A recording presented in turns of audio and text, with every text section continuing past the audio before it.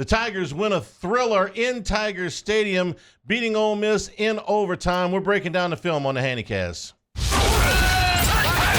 Handycast, a weekly LSU football film study with Charles Hanagriff and former LSU tight end Richard Dickson. Now to break down the Tiger tape, here's Charles and Richard. And we welcome you into the Handycast here for Tuesday, October the 15th. I'm Charles Hanagriff, along with former Tiger Richard Dickson.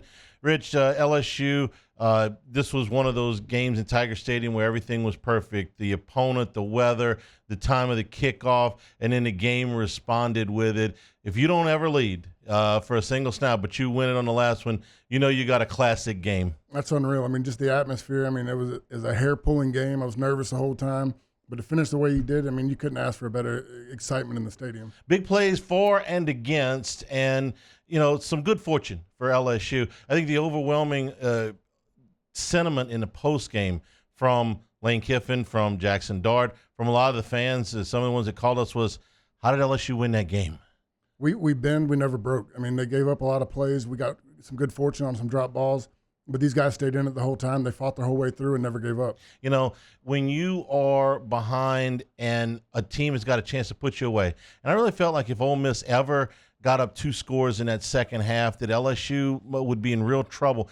Every time in this game where LSU seemed like they were just about out of it, they would counterpunch. Like when they were down 10-0, they got the drive that they needed. Every time they needed to make up Zy Alexander's interception in the end zone, every time they needed to make a play, they did. They made every time we stop. I mean, you go the whole second half, Ole Miss doesn't score a touchdown. So if you can hold a half of football with Ole Miss not scoring, they kept giving the offense a chance to get going and catch up. To say nothing, a couple of fourth down conversions down there at the end. We're brought to you by Marucci Sports. The Hitter's House, 5801 Segan Lane. You know, members' benefits are numerous, 24/7 access to the members-only cages, bullpen cage reservation opportunities, a 15% discount on their retail stores, and they got some big changes, some big additions coming to their retail stores.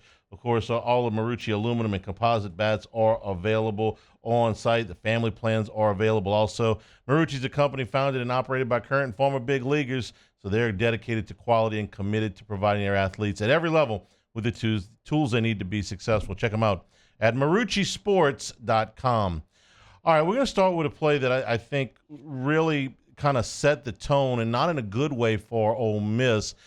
Rich, when we talk about Ole Miss getting to the end of the first quarter feeling like they should have had the lead by multiple scores, and it's 0-0, this is the first play that we're talking about.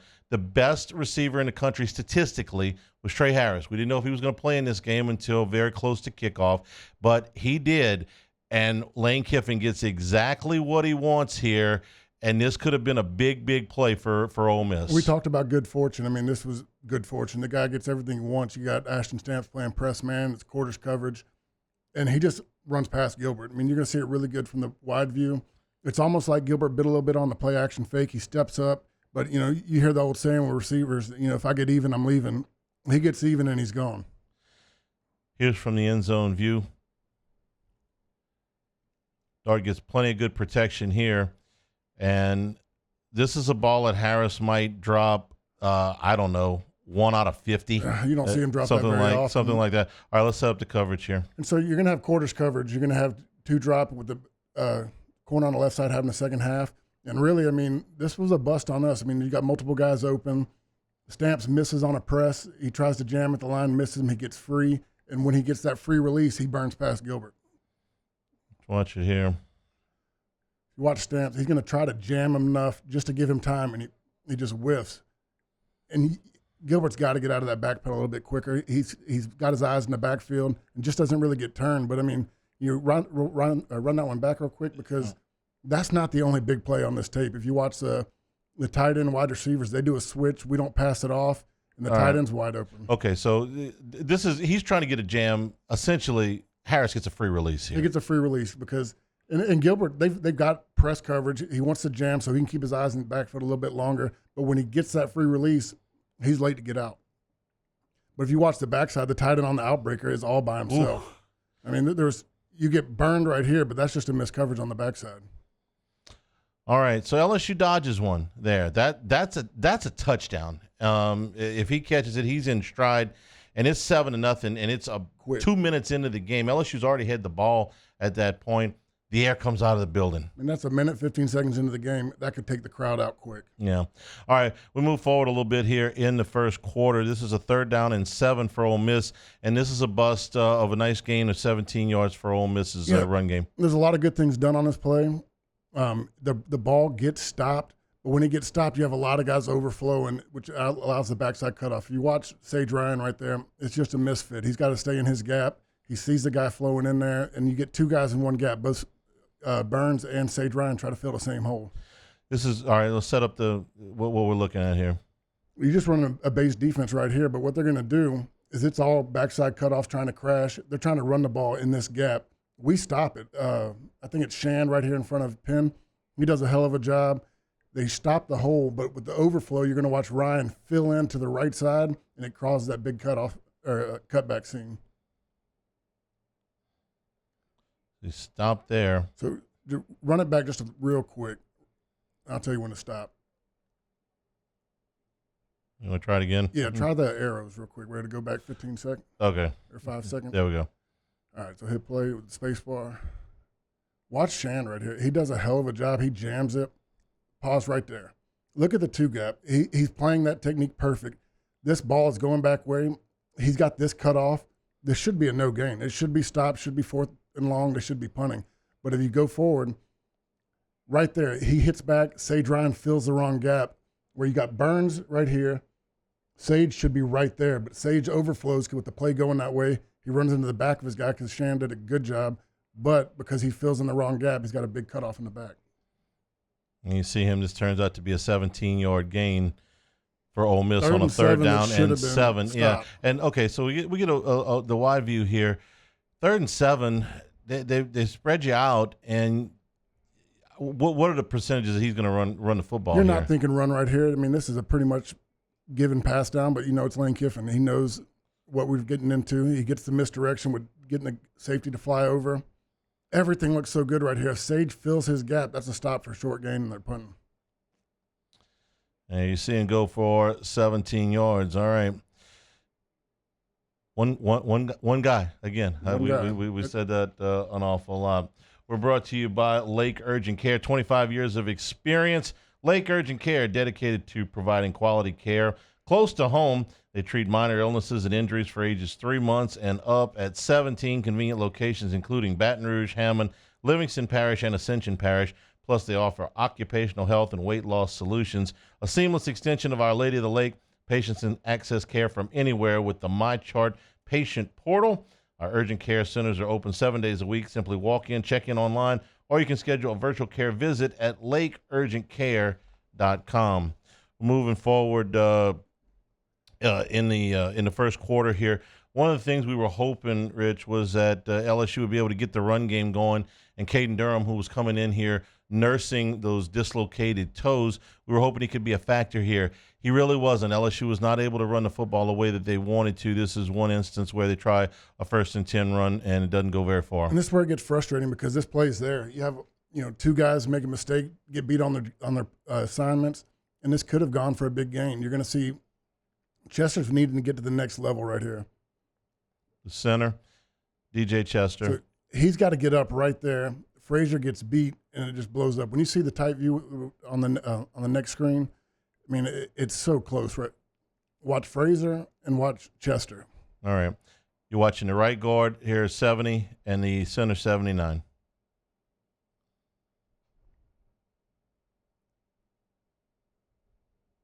Pause right there. This is about to be a home run. Chester has to get up on the linebacker right there. He slow plays it, and Frazier just gets kind of whooped on this play. They throw him, gets knocked off. You're going to get Mason Taylor with the kick out. You can go a little bit forward. I mean, this play is so close to hitting that home run, but because Frazier gets beat, it slows him down. And it's just another one of those one player off that if he just does it 80% of his job, this is a big gap. I mean, you got one-on-one with the safety again. And that's where you heard him talking in the press conference yesterday. It's just one guy not doing one thing. It's not everybody being on the same page. And by the time Taylor gets there for the kickout block, there's a lot of traffic there. See, right here, just pause it. On this screen, you're going to want Chester That's the guy he's got to cover right there. He's got to get up. He's got to be faster out of the snap. Frazier gets. I mean, this play is ran perfectly into it. You're going to get a blitz right here. You're going to get the tackle slanting. All they got to do is wash these down with the kick out. If you're going to get Chester to the next level, then Dellinger's got to make his reach block here on this inside technique. It's a help block. Chester's supposed to put a hand on him and get up. Frazier's going to wash it down. You're going to get the linebacker blitz. It looks like it's set up, but the D tackle he blows up Frazier on the play.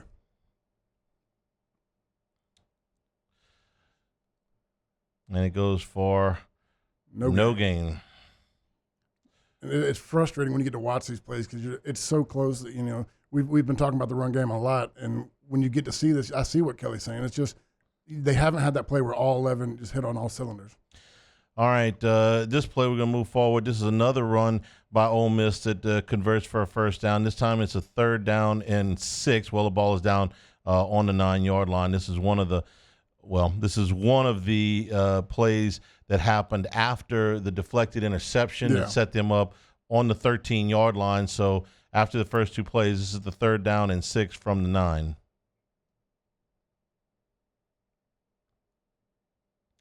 All right, let me freeze it right here. What are we looking at?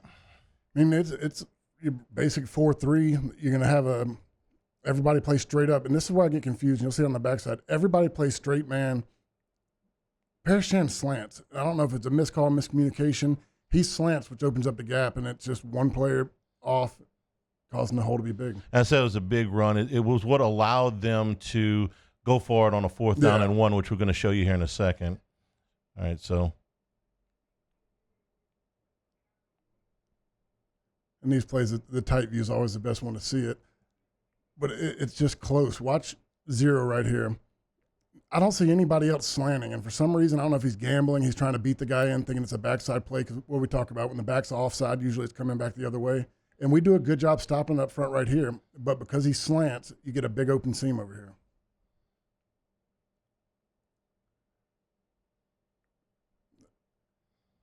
I mean, once he slants and that gap's that big, Gilbert did a good job filling the hole. They stopped it at the 4, which was 1 yard. Right here. Oops, sorry. See, I'm trying to figure out what he was doing on this. It's a miscommunication of some sort. I'm gonna let you watch it again. Say when. Right here. See, I don't know why he's slanting. When Parrish slants, they knock each other off with 99, and they open up the gap for him because now you got Weeks to fill in that whole big gap right there, and it's just too much space. Slanting's okay, but you can't slant in opposite directions. You can't slant when nobody else is slanting. You're going to cause a seam. The lead block in there on Weeks, and they do stop it for 1 yard short. Okay, this is another one of the key plays in the first quarter. The Ole Miss has already missed an opportunity with the deep ball to Harris. They missed a 32-yard field goal. This one, 4th down and 1 from the 4. Lane Kiffin analytics. You don't even have to. I'm ripping my hair out at this point because this is where I'm getting really nervous. Lane Kiffin follows analytics, but you don't need to be Lane Kiffin to. Everybody's going for it here. Yeah. 4th down and 1. There's still no score in the game. Ole Miss should be up at this point. This is one of the best defensive plays of our year so far. All right, here it is. Gio Paez does a hell of a job. He blows up the center. If you watch him, he just submarines it, knocks the center back. They can't go anywhere. Whit Weeks fills the gap, blows up the right side. Gio Paez and Whit Weeks blow up this play, and then you got Swinson trying to get cut off by a wide receiver. Okay, and I want to talk about what happened on this interior because you're watching the TV cut, and it just looks like what the broadcast team says is the backside tackle does not get his cutoff block. Swinson comes clean, and he makes the stop. But there's more going on here. It ain't got nothing to do with that. When you look at Gio Paez, he just dives at the center's legs. And this is what you do on a short yardage situation. He's trying to clog the middle. Weeks blows up that guard. You talk about this is what your linebacker's supposed to do. He blows him up. There's nowhere to run up that A-gap. And then you got a wide receiver trying to cut off the best rusher. Yeah. I said the backside tackle. I don't know if he was supposed to chip him or not, if they actually expected. Remember early on in the year when we were bringing our wide receivers in and we complained about why do you have a wide receiver trying to cut off a DN? This is why you don't do it. But running back, just real quick, I want you to watch Whit Weeks on this because Gio does a great job. But watch Whit deliver the blow on the guard that completely shuts off any possibility of running the A-gap. He's given up I'm going to say somewhere in the area of 75 pounds to that guy. Yeah, I mean, he's free. It's just an awesome play. And Savion does a great job. I mean, to me, that's all right. Wait, let's run it back here again on where Jones is, because he makes a nice play too. And this looks like it's all Swinson, but Savion crashes. They cut off right here. You got Gio Paez slamming the A gap. Center can't go anywhere. Whit Weeks blows up the guard. I mean, this thing is just shut down. It's perfectly ran by this defense. And a huge swing. You get the ball on the 13-yard line, you're supposed to come away with a touchdown. Forget about points. You're supposed to be you're supposed to come away with a touchdown, and they don't. I mean, think of where we are in this game. You got the drop by the best receiver, one of the best receivers in the SEC, not expected. You get the interception, missed field goal. Get down on the 4th and 1 on the 4, and we blow this up. I mean, this is where you're thinking, LSU or Ole Miss think they should be up 18, 21 points. They should have been, because these are all plays that are makeable. They're not like, oh, well, if this guy would have made a great play. Harris is going to catch that ball almost all the time. Yeah. The kid that makes the 57-yard field goal to send the game to, or any overtime, that's a pressure kick if there's ever a pressure kick. He makes that when he missed a 32-yarder in the first quarter. And then this fortune. play. This is a great play. The other plays we had good fortune. Yeah. We're brought to you by Bayou Apparel, helping local businesses communicate their message since 2009. As one of only a few local LSU official licensees, Bayou Apparel offers the highest quality products to showcase your brand, whether you've got an established one or a new one. Bayou Apparel design experts help you create eye-catching designs that fit your company's message. They do logos, event T-shirts, and promotional items for your business. So call 225-928-9090 or go to the website at bayouapparel.com. All right, here's another good play for LSU. This time the Tigers with the ball. This is Nussmeier going to Lacey down the field, and this results in a nice game. Nussmeier's anticipation. I mean, he throws guys open. He throws the ball before receivers looking. He gets a great pocket right here. I think we kind of get away with a hold. Miscommunication between Frazier and Emery right there on the help. But where he throws this ball and how he throws it over the linebacker, it's beautifully done. I mean, and Lacey does a great job when you see the wide view in the back. This gets LSU out of jail here. I don't know if that's where the confusion was. You had the guy walk up. He signals out that he's going to fan, but they got to help right there. There was a little bit miscommunication that could have caused an issue. All right. Let me set it up here. So watch. They're going to run cover 3. This guy's dropping to the middle. The far cornerback, he's dropping. There's going to be 3 high. Lacey puts a great move to stem the cornerback wide. He pushes him a little bit wide and cuts that seam where he can dump it over the linebacker's head.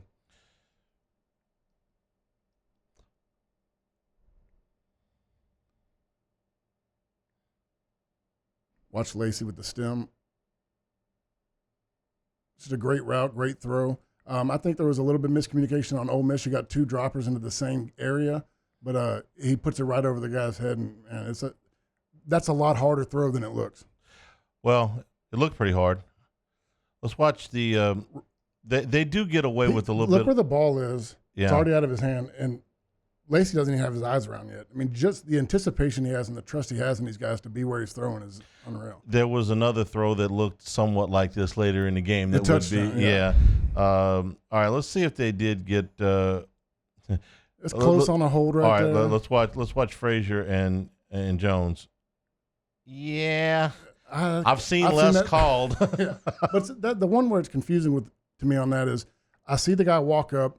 Emery kind of whispers to him that I'm going to fan out right here. But when he backs up, they got to be on the same page because he's just helping, and Frazier never gets back out. That play got LSU out of jail, though. They were down just inside their own 5-yard line, and the big play they carried out past the almost out to the 30. All right. Next play, Braden Swinson, who is having a phenomenal year, an all-conference type year, and had a big night here. This is a sack. This is Ole Miss with the football on the 17-yard line, first down and 10. And this is a second effort play. I mean, this sack goes to the DBs. It goes to it's a covered sack. We do a great job of running Tampa 2. You're going to get Penn flying out to the middle. You got 2 high. He's running deep with him. Nobody's open. Everybody's covered. Swinson comes on second effort, makes a great play. Let's watch it from the end zone this time. pretty much basic up at the This top. basic Tampa too. This is also one of the, LSU shortened their rotations in the secondary. The first 5 that played, which was Alexander and Stamps at the corners, and then Ryan and Gilbert at the safeties, and Burns at the star, played all but about 3 or 4 plays apiece. This is one of the plays where Deshaun Spears is in. You see back here playing a little center field. Yeah. So watch Swinson's effort. He doesn't get there on the first try. Dart's got nowhere to go. And just keep fighting. I mean, that's an effort play. That's a coverage sack. But, I mean, a guy that doesn't quit makes a great play. All right, let's take a look at the coverage here. You're going to run too high. You're going to have the pin carry the guy in the middle. Spears gets back. Ryan gets back. They play the flats. I mean, everything's covered. When you watch this run, it's one of our best, one of the saves. Everybody's on the same page. Everybody's doing their job, and you get the coverage sack. All right, here's where he's got to make a move. And The ball's got to go, if he gets out on time. there is nowhere to go with the ball, it doesn't look like. Anytime you say, you see his back, throw the Yeah. ball, I mean, he could have made the play over there, but it was still pretty well covered. Swinson gets the sack and backs Ole Miss up. All right. We're all the way to the point where it's only 3-0. We're in the second quarter. And, again, LSU trying to get something in the run game going a little bit here. This is another attempt, and it just doesn't go very far. 2nd down and 10 on the 39-yard line.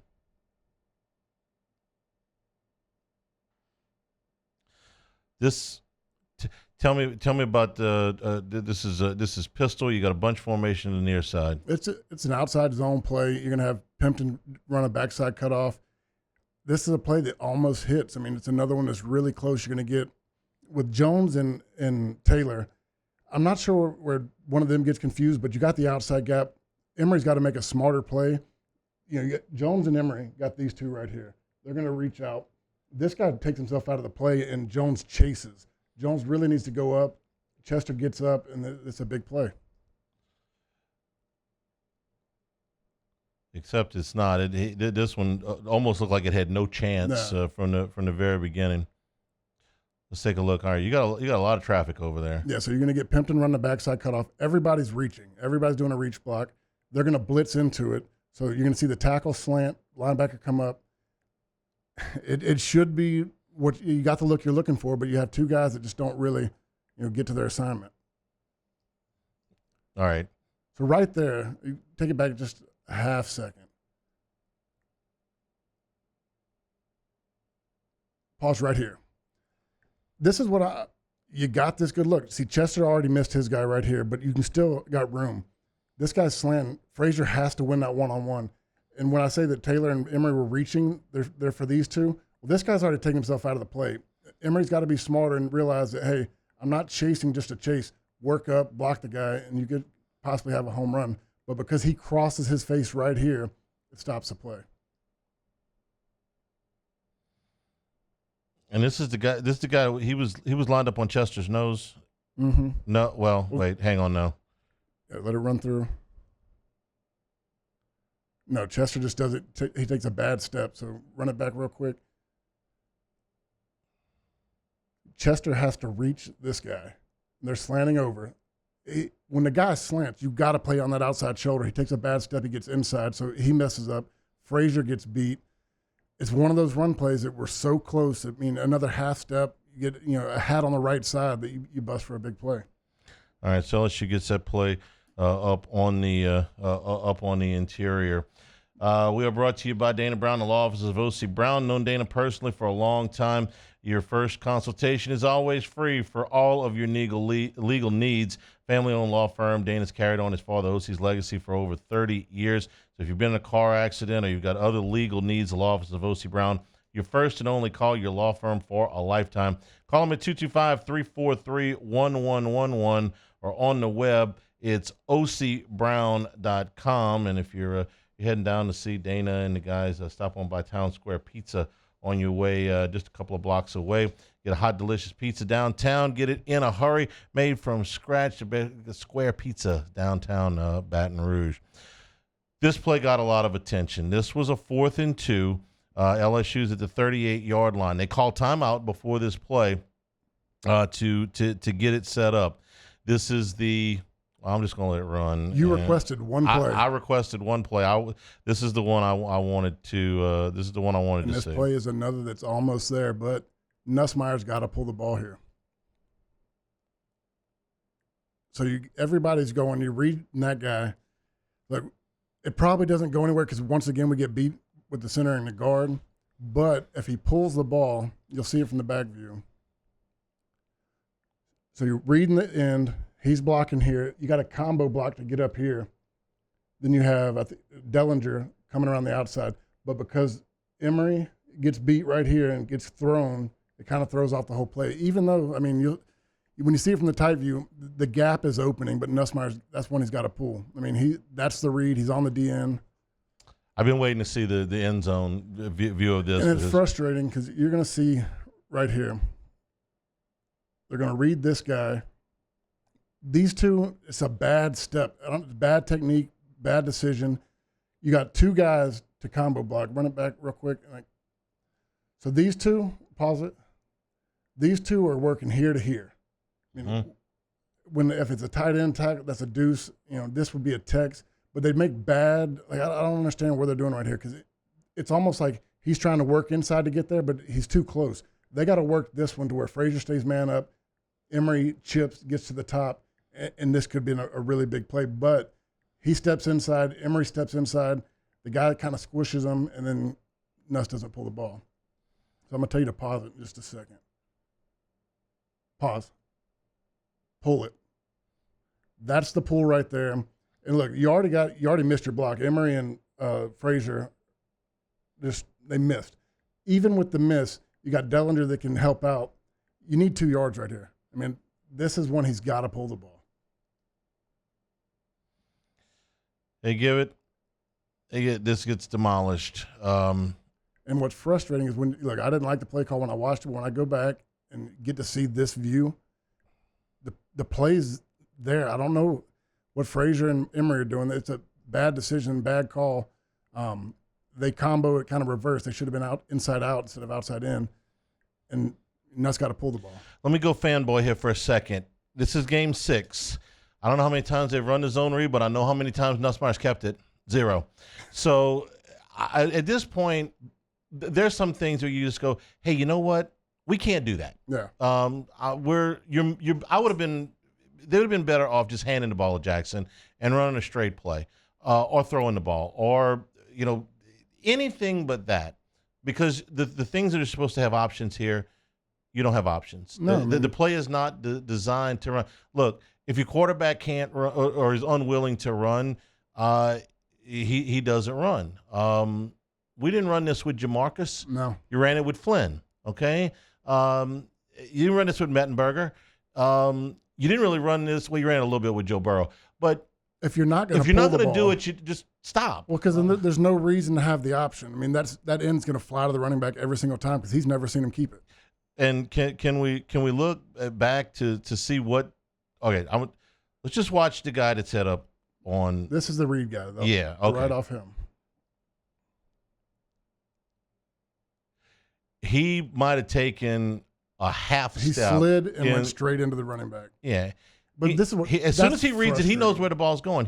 He's going outside. Run it back real quick. This is where I'm frustrated because even though all this happens, it's not a bad play design because you see where he's head up right here. Yeah. If you're combo blocking to here, wouldn't you think that he's going to take him head up, Emery's going to chip and get to the next level? Wouldn't that be the most advantageous? But for some reason, they reversed it to where Emery's trying to take him head on and he's trying to slide and get out. I mean, it's a bad decision by on the combo block. Okay, that's your frustration. My frustration's out here. Let me stop it where, all right, this is the guy that's supposed to be optioning off of right here, okay?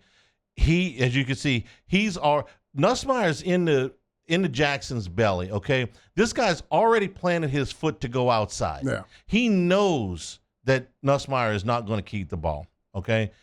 So now tell me that the way this is supposed to run is that quarterback keeps the ball there, he busts it, okay? Yeah. But that guy that he's supposed to be reading off of is responsible for him. And 25, or is it 25 or 22, is flying up. He's got the back if Taylor makes his block.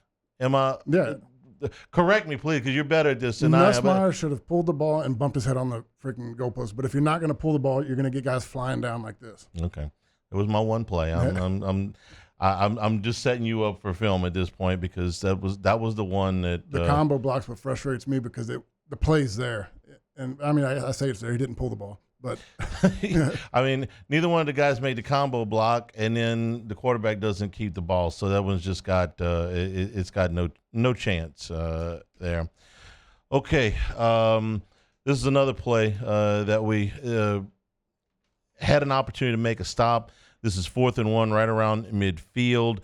This is almost midway through the second quarter, and Ole Miss not only gets the first down, it's a 50-yard touchdown. They get the touchdown here. So let's take a look. And this is one of the plays where I think Weeks gambles a little bit. He tries to bust in on the backside gap, and it's another one of those plays where you saw earlier on the 4th and short. We blow up the play side. I mean, we do a great job front side, and it's almost too good of a job to where everybody bites on it. He runs into his back and has a backside cutoff. So let it go just a little bit. Weeks, I think, gambles trying to get in there because you got Weeks and Swinson playing the cutoff. You got two guys in one gap right there. Let me back it up here. And it's 4th and 1, so I understand the gamble because if you got to gamble to make a stop. If you're going to make a stop for less than a yard. But pause right here. So look. Hang on. Well, all right, I went back too far.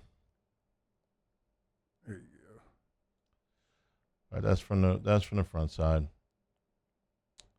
Okay. So everybody blows this up on the front side, and this is kind of like a little counter. He's going to come back in this way, but when Weeks flies around trying to gamble, get around the outside, he puts Sage in a tough position because he's got to play both gaps at this point. Sage picks the wrong gap because the flow of the play.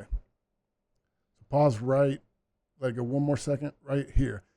They've already shut this off. He's coming back this way. It's well protected. You got Burns in his gap. Sage is kind of two gap, and he's got to play both sides.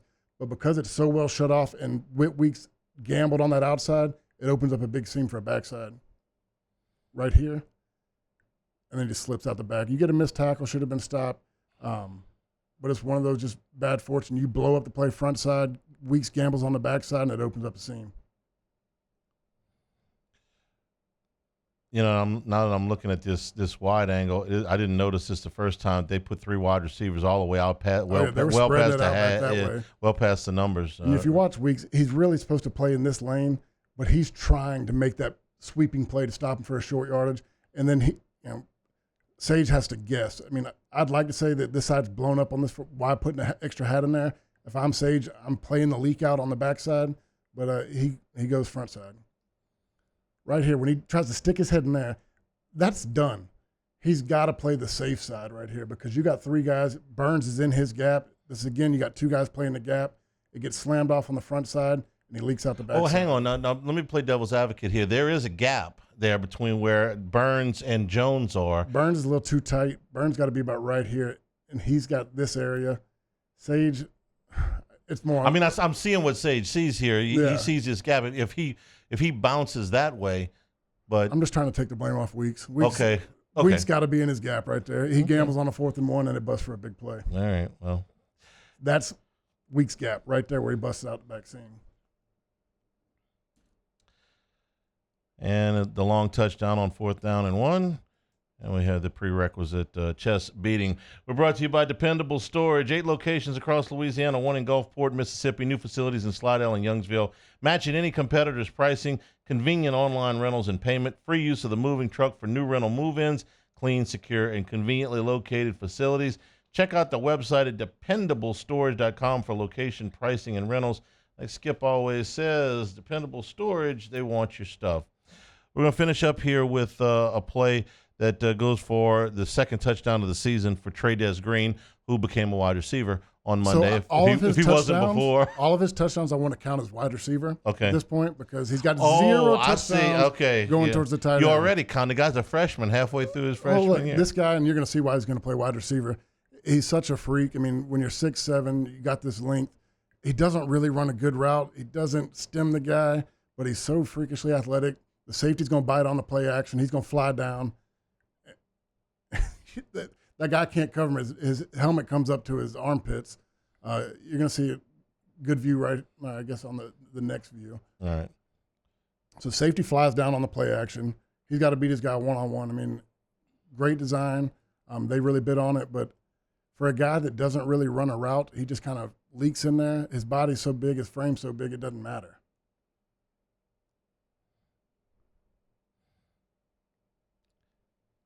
So watch it. He's just going to run an inside slant. Once he flies down for the play action. He doesn't really press him, doesn't really push him, doesn't really bend. He just kind of falls in there, but he's so dang long, it doesn't matter. And there you have it. He's going to be a tough cover. He's going to be a wide receiver the rest of the year. Wide receiver the rest of 0 touchdowns as a tight end. Well, they're looking for the wide receiver room is a little bit compromised. 3 of our right top now. 4 are out. You had C.J. Daniels out of this game. Chris Hilton has been out. Now Trey Parker is out. Is going to miss the rest of the season. Kelly intimated that they would get one of the other guys, not Parker, but they would get one out of Hilton or Parker or Daniels back, and then you're going to add Green to that mix. I'm guessing this means less 12 personnel too. You don't have a ton of tight ends. If he's not a tight end either, I guess you could use him at both. You saw a lot in this game. They ran a lot of 13, 12. I mean, we were getting Pimpton out there, and we were getting Green out there. What kind of stinks about this is because they don't have confidence in the receivers behind them. So it seems like we've missed on a few guys. That we got some freshmen, some sophomores that aren't really getting in there. They haven't showed enough that they're going to move Green back down to wide receiver just to fill in that space. All right. LSU had a lot of advantages as far as the spot in this game. Ole Miss was playing 7 in a row. LSU was coming off of a bye. The game was in Baton Rouge. It was at night. This week, LSU is coming off of an overtime game. Arkansas had the week off. The game is at night, and LSU is on the road. The field rush fade? Well, but Arkansas had a week in between their field rush fade is my problem. So, and LSU is a small favorite in this game, but the circumstances, all of the spot that I call it, that all favored LSU this week. Yeah. This coming week, it favors Arkansas. So the task is doubly difficult. This is one of those. I mean, look, we played one of our best defensive games, but just by watching the 12 plays or 11 plays we just showed you, we got lucky on a few of them. And that's something that you can't rely on. You can't always try to fight and claw your way back. I mean, you had a caller call in a few shows back talking about the amount of times we were in a double-digit deficit. This was another game where we were down 10-0 and we came back to win. Look, we're getting there. We're getting better. The defense is coming. We just got to start eliminating these big plays. I mean, we're not going to get that fortunate in every game. LSU was down 10-0, and it could have been a lot more. Yeah. Rest assured, though, not the only team in the conference with problems. Alabama beat South Carolina by 2. Tennessee struggles with Florida. That game goes to overtime. Texas ended up cruising. So Georgia lets Mississippi State hang around way, way too longer than what they've been looking ahead to Texas. Somebody asked me today if Texas is a lock for the SEC championship game, and they're not, but let's for a moment just say they're the last undefeated team overall in the conference. If they're in the SEC championship game, who's the favorite to be the other team in the SEC championship game at the halfway point? And I'll tell you what I came up with. I came up with Texas A&M because LSU plays. Right, LSU and A&M are the other two undefeated teams in league play, and LSU goes there. Now, if LSU wins that game and the Arkansas game, then there's going to be a lot of light on the Tigers because they will be able to own their own ticket at that point. That's our toughest spot on the schedule. I mean, that's back-to-back SEC road games. It's going to be a tough one. All right. Hope you enjoyed it. We'll try to be back on our Monday schedule next week. For Richard Dickson, I'm Charles Hanagriff, and for Tuesday, October 15th, it's been the Handycast.